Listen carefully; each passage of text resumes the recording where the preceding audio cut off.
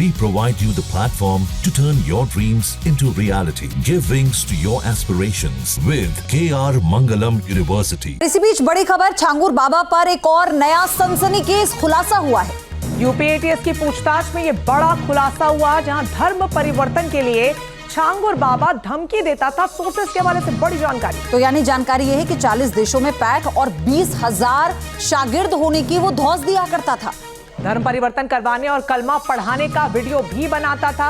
ये बड़ी खबर सूत्रों के हवाले से सामने आ रही है, जहां पर प्रतिबंधित पशु का मांस खिलाने का भी वीडियो बनाता था।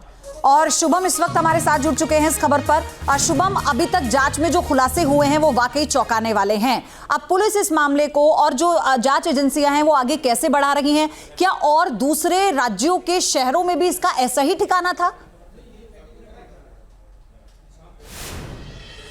जी बिल्कुल, देखिए इन तमाम चीज़ों पर फिलहाल यूपी एटीएस तो तमाम एजेंसीज अपना काम कर रही हैं, क्योंकि करीब 40 से अधिक देश और सीमावर्ती जो इलाके थे बलरामपुर के निकट, उन इलाकों के साथ साथ नेपाल से सटे हुए जो जिले हैं, और नेपाल में इसका नेटवर्क बताया जाता है कि काफ़ी ज़्यादा प्रगाढ़ रूप से और बड़े स्तर पर था, और जिसकी वजह से इतनी बड़ी रकम और उसके साथ साथ अपनी एक फोर्स तक की तैयार कर रखी थी। अभी तक जो जानकारी सामने आ रही है कि पूछताछ में अभी तक उत्तर प्रदेश के साथ ही देश भर में अलग अलग जगहों पर इसके नेटवर्क थे, जो लगातार इस तरह की धर्मांतरण जैसी चीज़ों को बड़ी ही आसानी से करने का काम इसका नेटवर्क किया करता था। बात करें अगर बाहर के देशों की, तो अभी तक फिलहाल गल्फ कंट्रीज का नाम सामने आ रहा है, जहां पर बड़ी तरीके से इनको इन्वेस्टमेंट मिलता था, और उस इन्वेस्टमेंट को पूरी तरीके से धर्मांतरण के तमाम कामों में पूरी तरीके से यूज करने का काम ये छांगुर बाबा किया करता था। फिलहाल इसमें कौन कौन लोग जुड़े हैं, क्योंकि अभी बताया जा रहा है कि बहुत सारे ऐसे नाम है जिनका खुलासा आने वाले दिनों में यूपी एटीएस करेगी, और उसी दिशा में ये जांच फिलहाल तेजी के साथ आगे बढ़ रही है। पूछताछ में भी जैसा कि परसों ही बीते दिनों यूपी एटीएस छांगुर बाबा को खुद वहां पर उसके ठिकानों पर लेकर के गई थी, तो आगे आने वाले दिनों में जांच और भी तेजी के साथ आगे बढ़ेगी, और पूरी तरीके से इसमें जो भी लोग शामिल हैं उन पर शिकंजा और भी ज्यादा कसेगा। बिल्कुल शुभम, परत दर परत जांच आगे बढ़ रही है, जल्द खुलासे हो सकते हैं। आप नजर बनाए रखिएगा इस पूरे मामले पर। फिलहाल बहुत शुक्रिया आपका पयोधी। छांगुर बाबा को लेकर बड़े खुलासे हो रहे हैं, अलग अलग खुलासे हैं। तो चलिए एक करके हम दर्शकों को ये बताते हैं। तो छांगुर बाबा से जुड़े 20 बड़े खुलासे आप जानिए।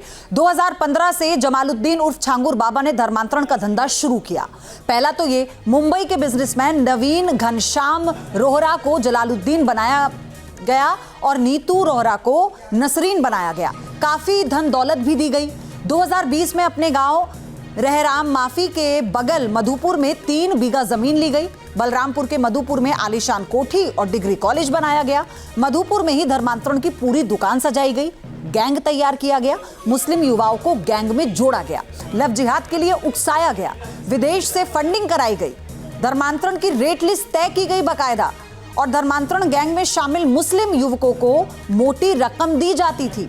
50 युवाओं की कमांडो फोर्स बनाकर डराया धमकाया जाता था।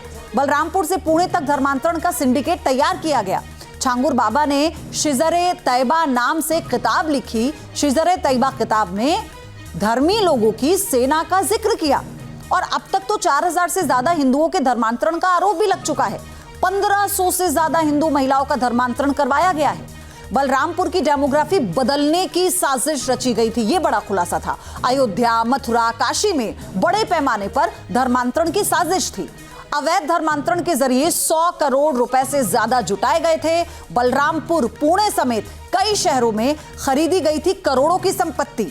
इसके अलावा दुनिया के नामी धर्म गुरुओं के साथ तस्वीरों वाला एल्बम भी बनाया गया था, ताकि लोगों में रौब जमाया जा सके। जहां भक्ति है हर शब्द में, कथाओं में छिपे हैं दिव्य रहस्य, और ज्योतिष देता है जीवन को दिशा। धर्म से जुड़ी हर बातों को जानने के लिए हमारे चैनल स्तुति को सब्सक्राइब करें।